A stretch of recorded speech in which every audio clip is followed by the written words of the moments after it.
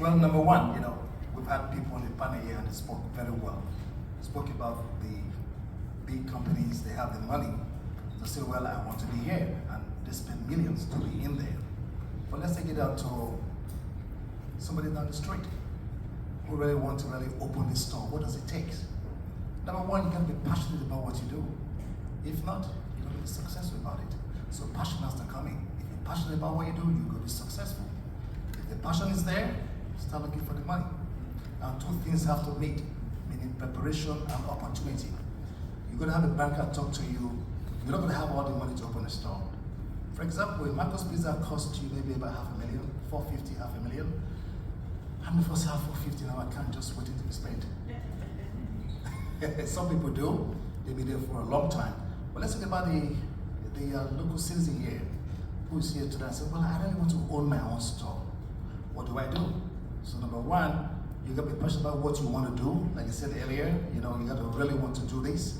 Number two, you have to be prepared. How good is your credit? How much have you saved? All the stuff come to play. Where are you going to get the money from?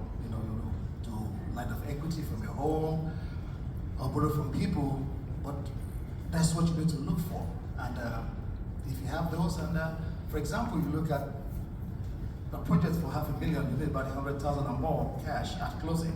It's 20% you need down for you to get into that place. Talking about franchising, we have names out there. For example, if you put a Chick-fil-A anywhere, people will come because they've been known. Smoothie King, they've been known, and they cost a little bit more. The ones that are very cheap, you're going to struggle very hard to bring up the market up because nobody knows them. So my advice is somebody here tonight that really want to open a store. It's two things: save your money, stay out of trouble, be passionate about what you want to do, and look for the opportunity. And don't be scared to fail. I've failed so many times.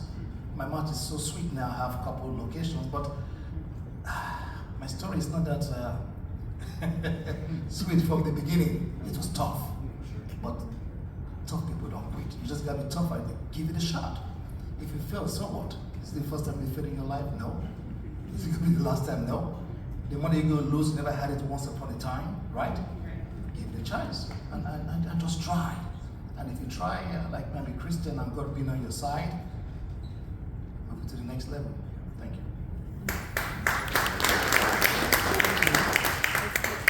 Yes, yeah, everything you said. But yes, for sure, yeah. But for sure, yeah, you gotta believe in the concept, believe in yourself, believe in what you do. That's that's one of the first things I would recommend.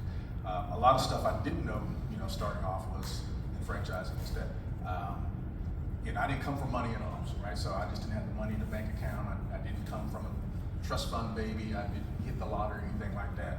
So after being turned down several times trying to get started from different banks in different ways, just kept on knocking on doors, kept on asking questions till I found probably very creative ways to get it done. And so if you keep on going after it, there is ways to get it done. Whether you use retirement funds or whether you get 15 of the closest friends, you ask them all for $10,000 a piece and write them a promissory note and pay them back one day. However you want to do it, there's a way to do it if you truly want to figure out how to get it done. Also, at the end of the day, that I own the Smoothie King, but just to know, I don't own the building or own the real estate. So some people think that you have to own everything when you're a franchisee, including the real estate, the building, the land, the van, everything. Not necessarily, because it's kind of up to you how you want to do it. If you have the money to do it that way, I would encourage you to do it that way. So certainly you can probably save money in the long term. But in most cases, it's probably, if you're getting started, it's probably more prudent just to lease the space out.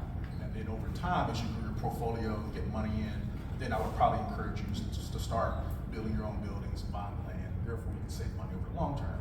Or if you make mistakes and choose the wrong location, then you can rent out that space that you built for yourself to somebody else who could have more success for a different concept than what you have built at that point in time. Excellent.